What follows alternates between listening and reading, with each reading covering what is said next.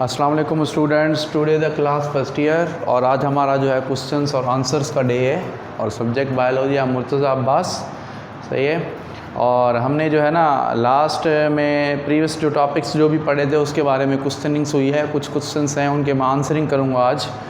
सही है। अभी जैसे फर्स्ट ऑफ ऑल जो है हमने क्या पढ़ा था कि लिविंग वर्ड इन टाइम या लिविंग वर्ड जो है ना इन स्पेस। बेटा लिविंग वर्ड इन स्पेस का मतलब होता है कि बायोडाइवर्सिटी। सही है। अभी कुछ स्टूडेंट्स हैं उन्होंने क्वेश्चंस किए थे कि sir living word in space का मतलब क्या होता है, लिविंग वर्ल्ड इन स्पेस।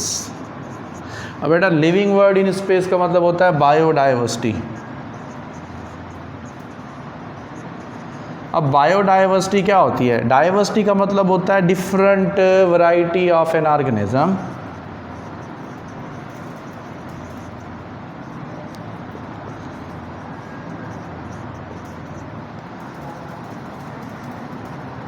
सही है। मुख्तलिफ क्या होती है, वैरायटी जो होती है ना ऑर्गेनिजम्स की ना, तो उसके लिए टर्म जो हम यूज़ करते हैं वो यूज़ करते हैं डाइवर्सिटी। सही है। तो बायोडाइवर्सिटी को देने वाला जो साइंटिस्ट टर्म है ना वो है कौन है? एडवर्ड जो है ना, एडवर्ड विल्सन। टर्म बायोडाइवर्सिटी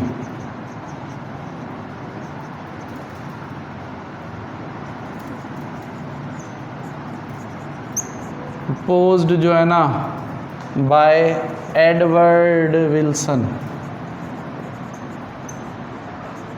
मतलब एडवर्ड विल्सन जो है ना उसने टर्म क्या किया है, बायोडाइवर्सिटी जो है ना वो टर्म दिया हुआ है, दिया था। सही है।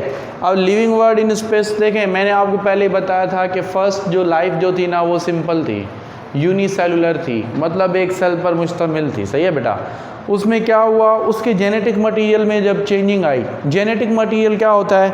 जेनेटिक मटेरियल वो material to store the information from generation to generation.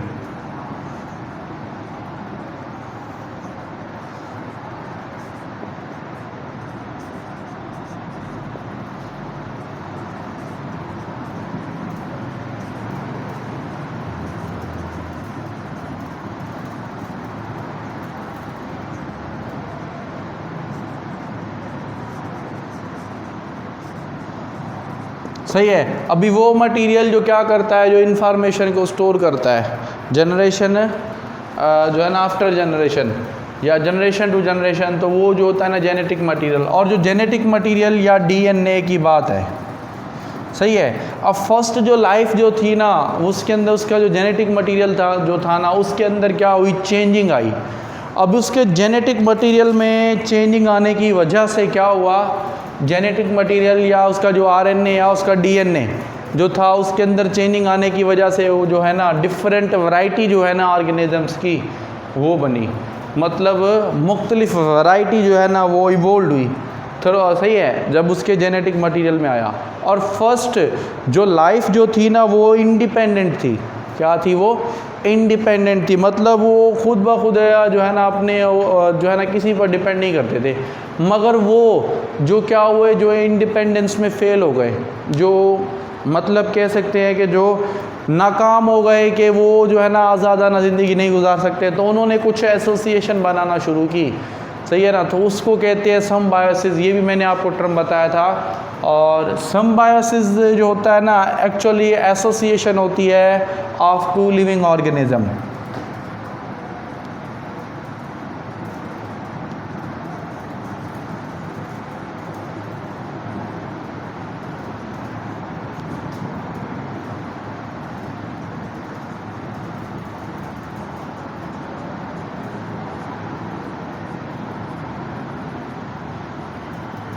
सही है। मतलब एसोसिएशन जो होती है ना वो दो लिविंग ऑर्गेनिजम्स की जो होती है ना उसे हम क्या कहते हैं, सिम्बायोसिस कहते हैं। और सिम्बायोसिस में फिर क्या आ जाता है, फिर फर्स्ट में आ जाता है म्यूचुअलिज्म, कमेंसलिज्म। ये मैंने आपको बताए हुए हैं। सही है, जर्नली रिपीटेशन हो रहा है।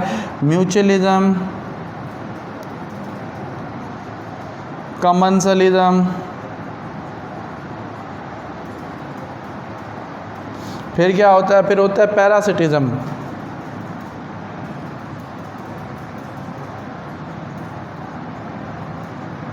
अच्छा, म्यूचुअलिज्म और जो कमेंसलिज्म जो है ना, ये होता है पॉजिटिव इंटरेक्शन।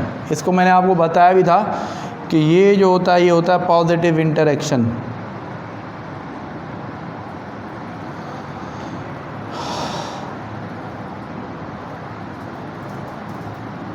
और जो पैरासिटिज्म जो होता है ना, ये होता है नेगेटिव इंटरेक्शन।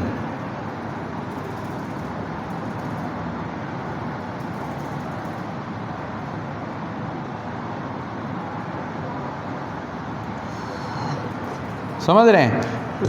तो ये नेगेटिव होता है, मतलब ये जो पहले दो है ना, इनके अंदर किसी को नुकसान तो नहीं हो रहा ना, मगर ये जो थर्ड जो है ना, इसमें नुकसान हो रहा है। मतलब इसमें होस्ट और गेस्ट रिलेशनशिप होता है। जो गेस्ट होता है उसको फ़ायदा होता है और जो होस्ट होता है उसको नुकसान होता है। इसके एग्जाम्पल पैरासिटिज्म के बैक्टीरिया होते हैं, वायरस होता है, सही है ना, और भी कई फंजाई वगैरह होती हैं जो क्या करती हैं, जो डिजीज़ कॉज करवाती हैं बॉडी में ना। तो वो सारा का सारा जो है ना, वो नेगेटिव इंटरेक्शन जो है वो आता है हमारा पैरासिटिज्म में, सही है। अभी ये सारा का सारा क्या है, ये जो है ना, मतलब कि ये एसोसिएशन है, ये इंटरेक्शन है। मतलब वो ऑर्गेनिजम्स जो फेल हो गए थे, जिन्होंने क्या किया था, जो नाकाम हुए, जिन्होंने जो इंडिपेंडेंट लाइफ को जो है ना मेंटेन नहीं कर पा रहे थे, तो वो जो है ना, उन्होंने ये एसोसिएशन शुरू की थी। तो उसमें अभी कमेंसलिज्म आ जाता है, पैरासिटिज्म आ जाता है, और प्लस में जो है ना क्या आ जाता है, म्यूचुअलिज्म आ जाता है। तो ये जो है ना, ये इसका मतलब यही है कि living word in space means biodiversity. अच्छा, और दूसरा टर्म भी आपने पूछा था कि लिविंग वर्ड इन टाइम। देखें, लिविंग वर्ड इन टाइम का मतलब ये होता है कि time scale of living things. Living word in time जो होता है ना,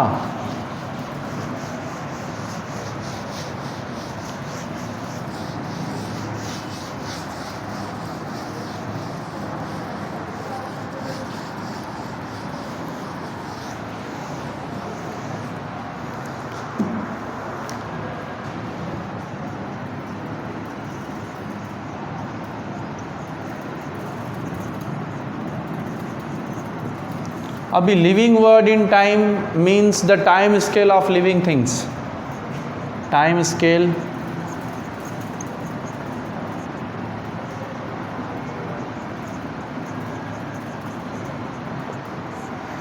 सही है, मतलब कि टाइम स्केल जो होता है ना लिविंग थिंग्स का, मैंने आपको बताया है ना कि जो होता है ना, फर्स्ट जो लाइफ जो थी वो यूनिसेलुलर थी। अभी हमें कैसे पता चले कि कैसे थी और कब कैसे और वो जो है ना डेवलप हुई, तो वो सारे के सारे जो क्वेश्चंस के जो आंसर जो थे ना, वो हमें मिलते हैं फॉसिल्स से।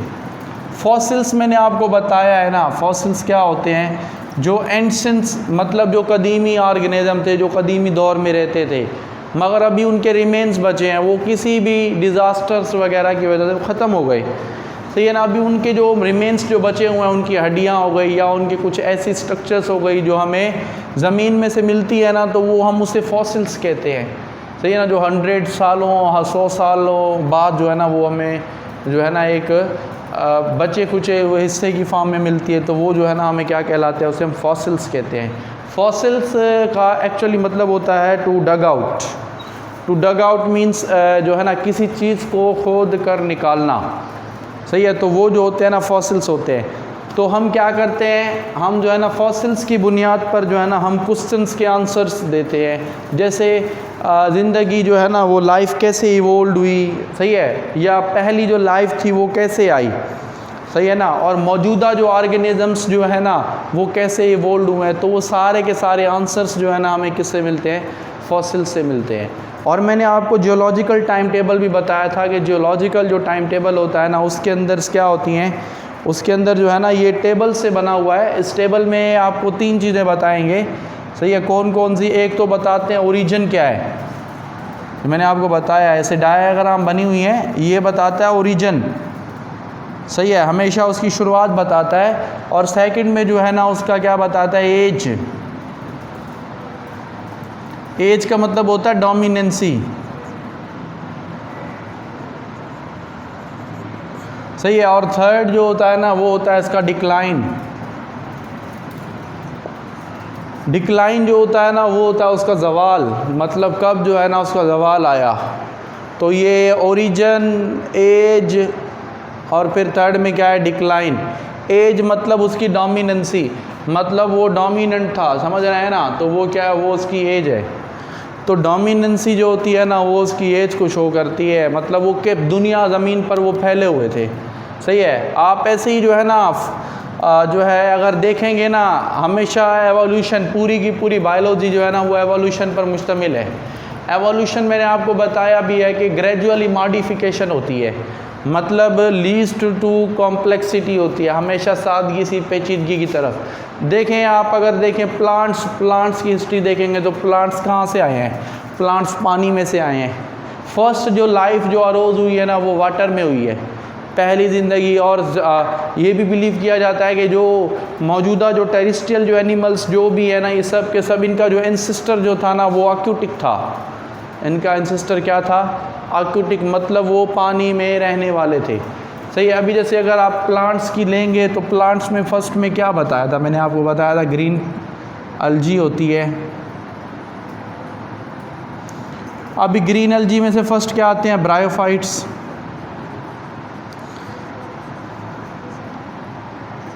उसके बाद सेकंड में आते हैं टेरिडोफाइट्स।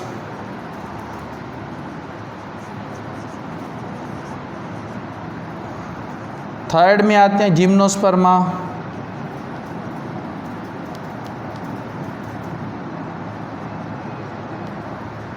और फोर्थ जो होता है वो होता है एंजियोस्पर्मा।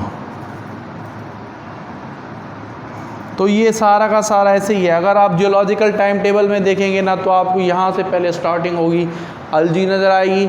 अलजी के बाद जो है ना देखें, उसके बाद होगा ब्रायोफाइट्स जो एम्फीबियस ऑफ प्लांट होता है, टेरिडोफाइट्स आ जाएगा, जिम्नोस्पर्मा आ जाएगा, और फिर क्या होगा, एंजियोस्पर्मा।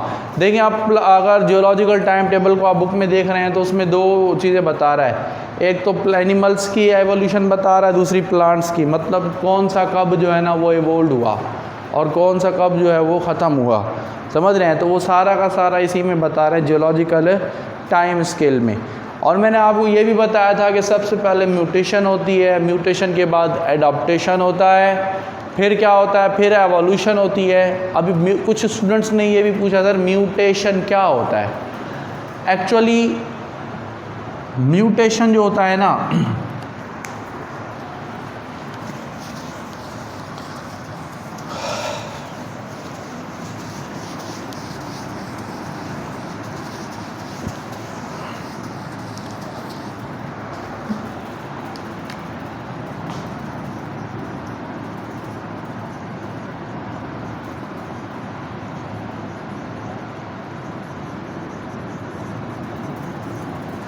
सडन चेंजिंग जो है ना occurring in an genetic material.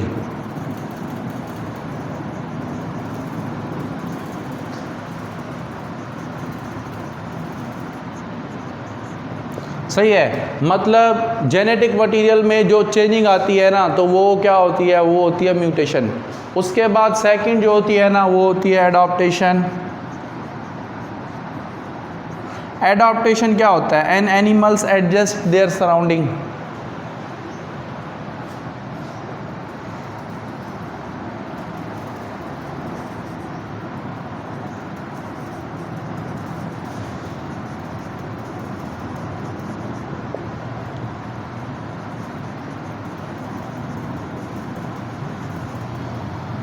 सही है। अभी एनिमल्स जो क्या करता है, जो एडजस्ट करता है अपने सराउंडिंग, जो गिर्द जो होता है ना, तो वो क्या होता है, वो जो है ना मतलब कि एडॉप्टेशन कहलाती है। पहले म्यूटेशन होती है, फिर एडॉप्टेशन होती है, और उसके बाद जो होती है ना फिर क्या होती है, एवोल्यूशन होती है। एवोल्यूशन क्या होती है, एवोल्यूशन जो होती है ना ग्रेजुअली मॉडिफिकेशन।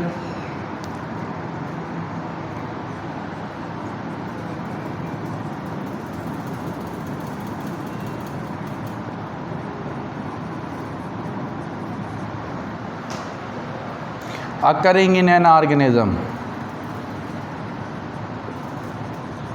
या मैंने आपको बताया था कि organisms change over a time.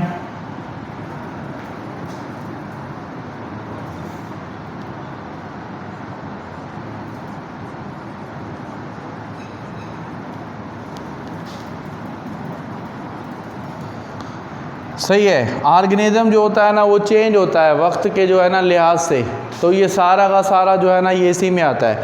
या ऐसे भी कह सकते हैं कि descent with modification, organism change होगा टाइम, डिसेंट विथ मॉडिफिकेशन।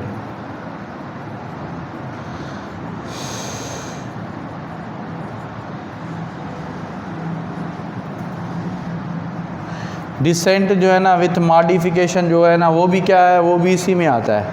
मतलब ये एवोल्यूशन जो है ना उसके बारे में बताने वाले जो थे वो साइंटिस्ट जो थे वो चार्ल्स डार्विन हो गया, लेमार्क हो गया, इनकी थ्योरीज है। तो सबसे पहले म्यूटेशन आती है। म्यूटेशन जो होती है ना वो जेनेटिक मटेरियल में जो भी चेंजिंग होती है ना उसके लिए टर्म म्यूटेशन करते हैं। और म्यूटेशन जो है ना देने वाला जो है ना पहला जो साइंटिस्ट है वो हुगो डी वरीज है। हुगो डी वरीज ने बताया था डीएनए होता है ना उसके अंदर चेंजिंग आती रहती है। फॉर एग्जांपल एक रैबिट है, रैबिट एक खरगोश है, वो किसी इलाके में रहता है, वहाँ की टोपोग्राफी क्या है, टोपोग्राफी का मतलब होता है सरफेस टेक्सचर, मतलब वहाँ पर पहाड़ कम है या पहाड़ ऊंचे हैं, समझ रहे ना, ज़मीन कैसी है, स्मूथ है या रफ़ है, सही है ना। अब वहाँ पर जो रैबिट रह रहा है ना उस रैबिट पर क्या हो रहा है, वहाँ पर जो लाइट सनलाइट पड़ रही है उसका उसके ऊपर क्या इफ़ेक्ट हो रहा है, सही है। फिर वो क्या कर रहा है, फिर वो प्लस में माइक्रोब्स जो होते हैं वहाँ पर जो बैक्टीरिया उसके ऊपर अटैक करते हैं, डिजीज़ काज करवाते हैं, उसका भी इफेक्ट होता है उस रैबिट पर, सही है। उसके बाद क्या होता है वो कंपटीशन में भी होता है, मतलब हर्बीवोर्स के साथ। वहाँ पे एक खरगोश तो हर्बीवोर है, कोई और भी हर्बीवोर होगा, एलिफेंट होगा, उसके साथ उसका कंपटीशन होगा। फिर वहाँ पर प्रीडेशन भी होगा कि खरगोश को खाने वाला भी कोई होगा। अभी एक खरगोश है, उस खरगोश पर कितनी जो है ना इफ़ेक्ट्स हो रहे हैं, इन्वायरमेंटल इफ़ेक्ट हो रहा है, कंपटीशन हो रहा है, प्रीडेशन हो रही है, माइक्रोब्स डिजीज़ काज करवा रहे हैं, समझ रहे हैं ना। तो वो सारा का सारा जो उसके अंदर क्या होगा, उसके अंदर इफ़ेक्ट होगा ना, तो आहिस्ता आहिस्ता उसका जो जेनेटिक मटेरियल या उसका जीनोम जो होगा ना उसके अंदर क्या आएगी, चेंजिंग आएगी। तो उसके जीनोम के अंदर आहिस्ता आहिस्ता आहिस्ता चेंजिंग आएगी, जिसके नतीजे में 100 साल के बाद जो है ना वो एक नई जो है ना स्पीशीज़ जनरेट कर देगा। तो ये सारा का सारा एवोल्यूशन होता है। आप ऐसे भी कह सकते हैं कि एवोल्यूशन जो होता है ना उस वो actually changing in the genetic जो है ना जीनोम, जीनोम में जो चेंजिंग आती है ना, जीनोम क्या होता है, genome actually set of gene, मतलब सेट ऑफ जीन जो होता है ना वो कहलाता है जीनोम।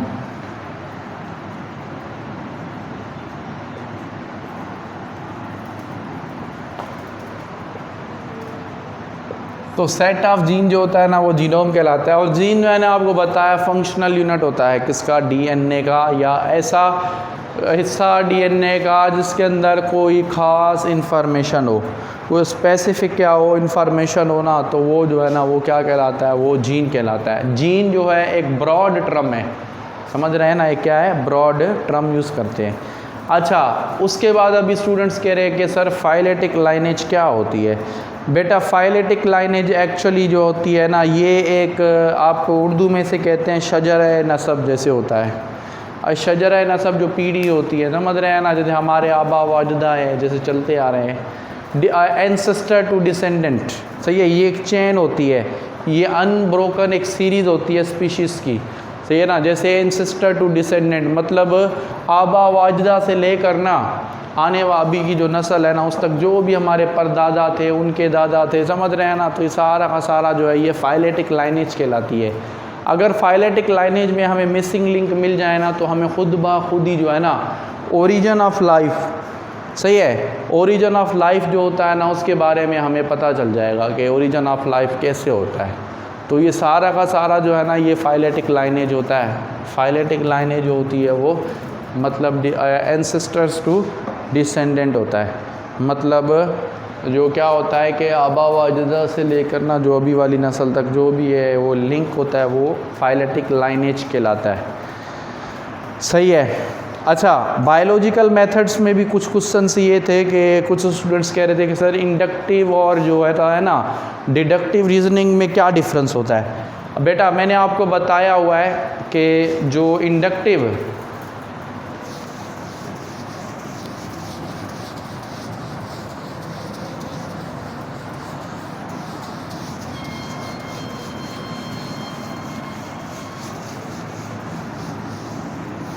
अच्छा इंडक्टिव रीजनिंग और deductive reasoning,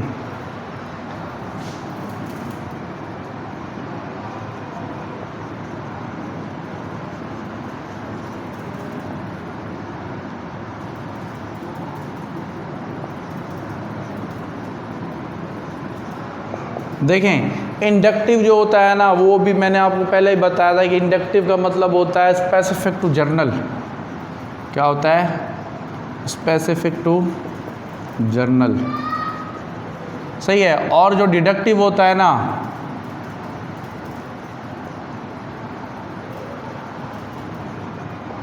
journal to specific. अभी इंडक्टिव रीजनिंग में क्या होता है? इंडक्टिव रीजनिंग और deductive. Inductive means specific to general. इसकी जो मैं आपको एग्जांपल बताऊं, जैसे डिस्कवरी ऑफ सेल, आपकी बुक में लिखा हुआ है।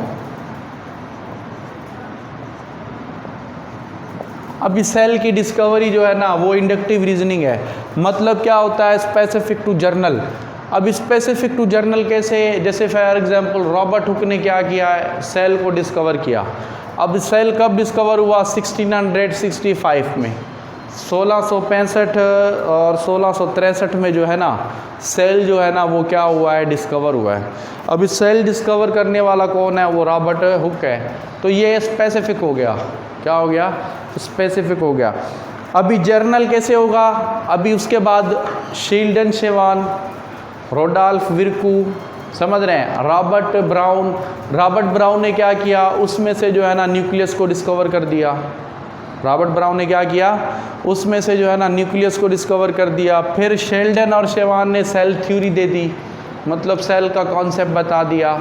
समझ रहे हैं? अभी डिस्कवरी किसको जा रही है? वो जा रही है रॉबर्ट हुक को। उसने स्पेसिफिक एक चीज़ डिस्कवर की। उसके बाद वो जर्नल हो गई, मतलब हर कोई उसके ऊपर काम कर रहा है, उसको जर्नलाइज कर दिया। सही है ना? तो ये जो होती है, ये होती है इंडक्टिव रीजनिंग। क्या होती है? ये होती है इंडक्टिव रीजनिंग। अच्छा, और दूसरी होती है डिडक्टिव रीजनिंग। डिडक्टिव रीजनिंग जो होती है ना, हमेशा जर्नल टू स्पेसिफिक होती है, और इसमें जो होता है ना, इफ़ एंड देन की स्टेटमेंट यूज़ होती है।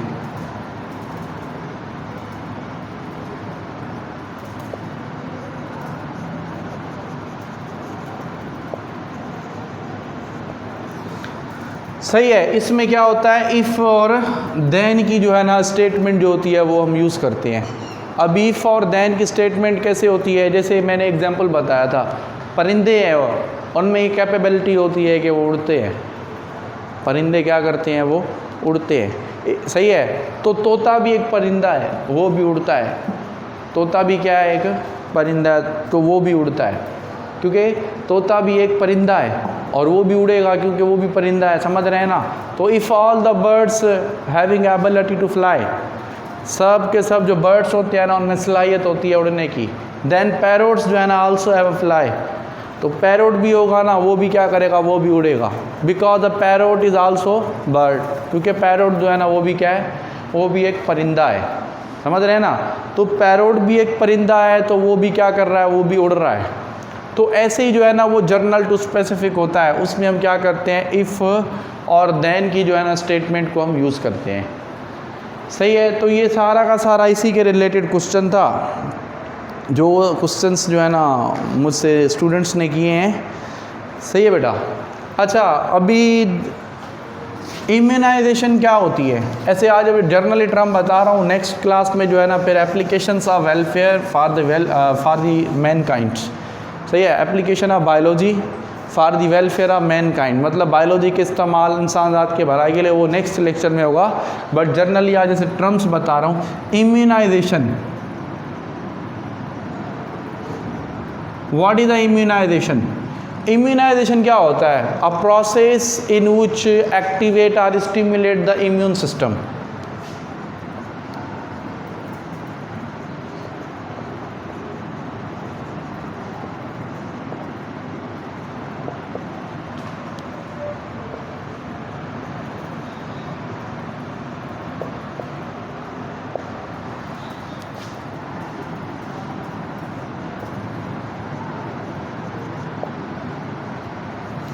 सही है। अभी वो प्रोसेस है जिसमें हम क्या करते हैं? जिसमें हम ना एक्टिवेट करते हैं किसको? इम्यून सिस्टम को। There are several ways of जो है ना immunization. One is called vaccination, मतलब कई मेथड होते हैं इम्यूनाइजेशन के, तो उनमें जो एक मेथड होता है ना वो होता है वैक्सीनेशन। वैक्सीनेशन का मतलब क्या होता है? वैक्सीनेशन का मतलब ये होता है inoculation of the weak pathogen. सही है ना? To activate the immune system. मतलब कोई वीक पैथोजन या कोई ऐसा जो है ना एंटीजन यूज़ करेंगे जिसके ज़रिए हमारा इम्यून सिस्टम एक्टिवेट हो जाए। अब वैक्सीनेशन क्या होता है? वैक्सीनेशन वो प्रोसेस होता है जिसके अंदर हम वैक्सीन जो होती है ना वो इंट्रोड्यूस करते हैं। सही है। देयर आर सेवरल वेज जो होता है ना ऑफ इम्यूनाइजेशन।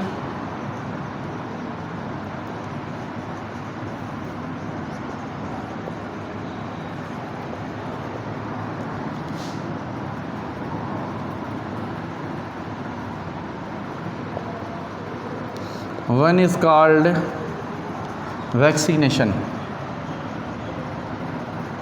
अब वैक्सीनेशन जो होता है ना उसमें से एक होता है। अब वैक्सीनेशन में क्या करते हैं? वैक्सीनेशन में जो है ना हम वैक्सीन इंट्रोड्यूस करते हैं जिसके ज़रिए ना वो क्या करता है हमारे इम्यून सिस्टम को जो है ना एक्टिवेट करता है।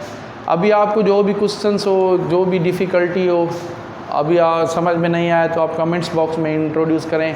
या कोई भी टॉपिक रिपीट करवाना हो तो इंशाल्लाह नेक्स्ट जो है ना क्लास में हम आपको उसकी आंसरिंग करेंगे। ओके, अल्लाह हाफ़िज़।